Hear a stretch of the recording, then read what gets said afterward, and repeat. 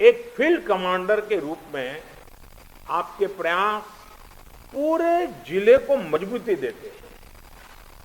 Front line workers को आपके conduct और एक्शन से हमेशा प्रेरणा मिलती है, उनका भरोसा और बढ़ता है।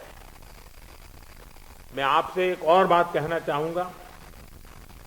अब इसलिए अगर आपको कहीं लगता है कि सरकार द्वारा बनाई पॉलिसी में जिला स्तर पर किसी इनोवेशन की जरूरत है, उस इनोवेशन में से पॉलिसी को ताकत मिलेगी, तो मेरा आपको खुली छूट है, आप जरूर कीजिए।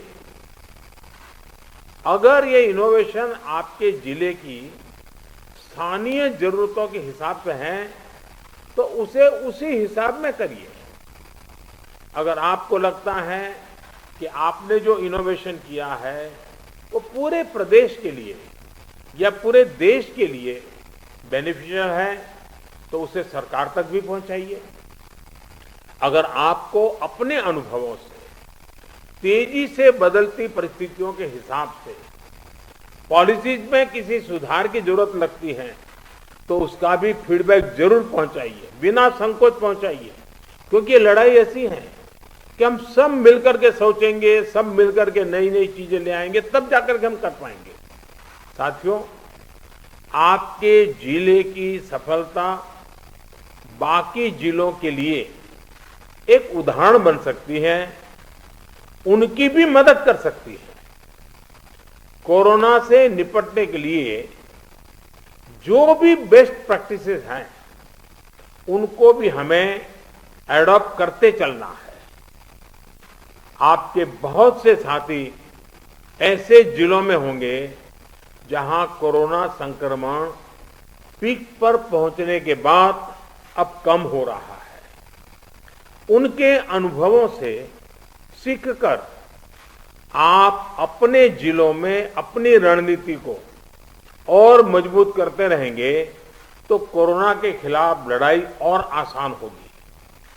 साथियों, इस समय कई राज्यों में कोरोना संक्रमण के आंकड़े कम हो रहे हैं, कई राज्यों में बढ़ भी रहे हैं। कम होते आंकड़ों के बीच हमें ज्यादा सतर्क रहने की जरूरत है। बीते एक साल में करीब करीब हर मीटिंग में मेरा यही आग्रह रहा है कि हमारी लड़ाई एक जीवन बचाने की है, एक एक जीवन बचाने की है। हमारी जिम्मेदारी संक्रमण को फैलने से रोकने की भी है, और ये तभी संभव है जब हमें संक्रमण की स्केल की सही जानकारी होगी। टेस्टिंग, ट्रैकिंग, आइसोलेशन, ट्रीटमेंट और कोविड एप्रोप्रिएट बिहेवियर, इस पर लगातार बल देने रहना जरूरी है। कोरोना की इस दूसरी वेव में अभी ग्रामीण और दुर्गम क्षेत्रों में हमें बहुत ध्यान देना है। इसमें फील्ड में बिताया हुआ आप सभी का अनुभव और आपकी कुशलता ये बहुत काम आने वाली है।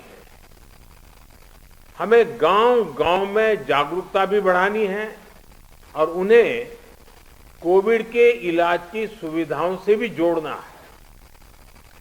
बढ़ते हुए केसों के और संसाधनों की सीमाओं के बीच लोगों की अपेक्षाओं को उचित समाधान देना हमारी सबसे बड़ी प्राथमिकता है।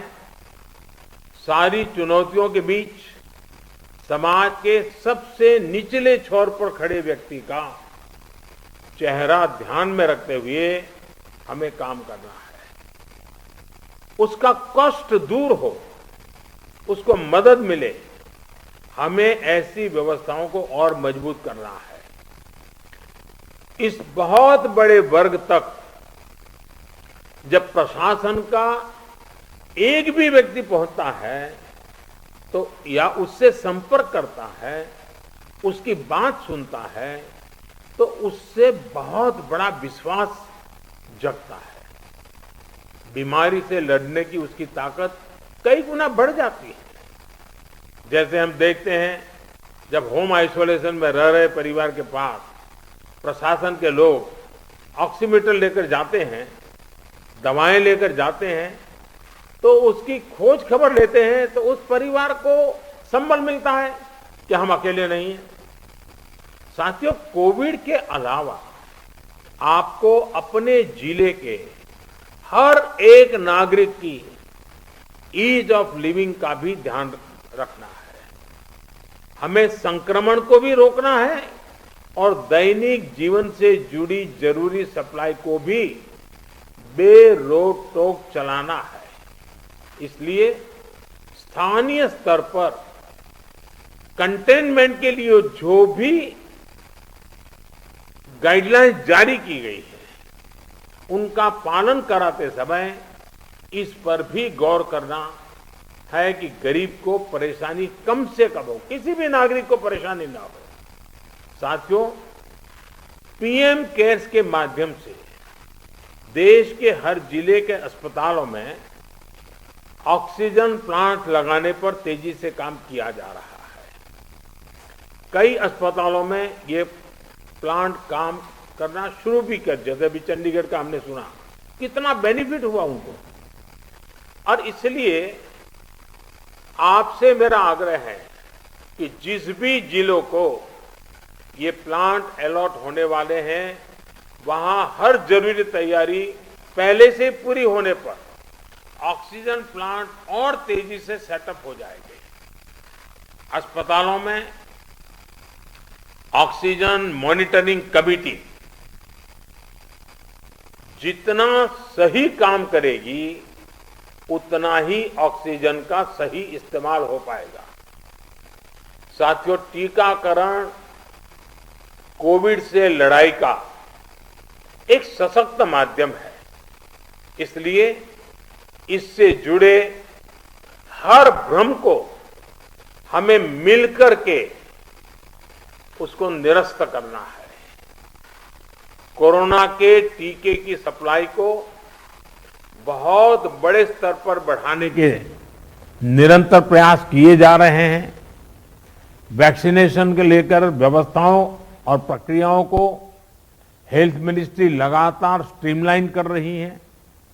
कोशिश ये है कि अगले 15 दिन का शेड्यूल राज्यों को एडवांस में मिल जाए।